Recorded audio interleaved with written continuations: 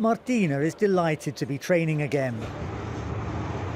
Like all of Argentina's Olympic athletes, she was confined to weeks of working at home due to COVID-19 restrictions.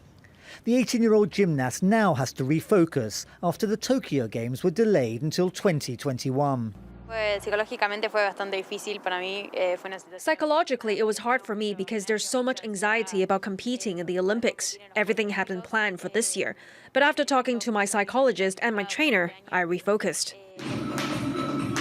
But marathon runners can't really train at home. JOAQUIN needed to pound the roads and mountain tracks in the southern province of Chubut to try to better the 2-hour, 11-minute Olympic qualifying time he clocked last year.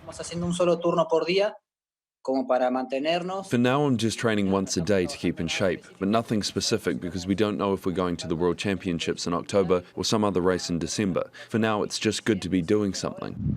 For JOAQUIN, not running is not an option. It's how he earns his living. The prize money paying to build a house for him and his family. To run or not to run? To train, but where to train?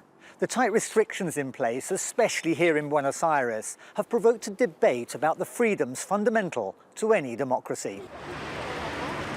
Last month, the authorities lifted the restrictions on outdoor exercise, allowing runners and cyclists out at night. On the first day, thousands came out onto the streets, prompting the government to reimpose the restrictions for everyone, other than the Olympic athletes. Marcelo and members of his running club won't be allowed out either. He says he'll respect the government directives, but reluctantly and with concerns. I don't agree with the restrictions because they don't do anything to help individual health. Stuck inside all day, no fresh air. That's not good for your health, physically or mentally.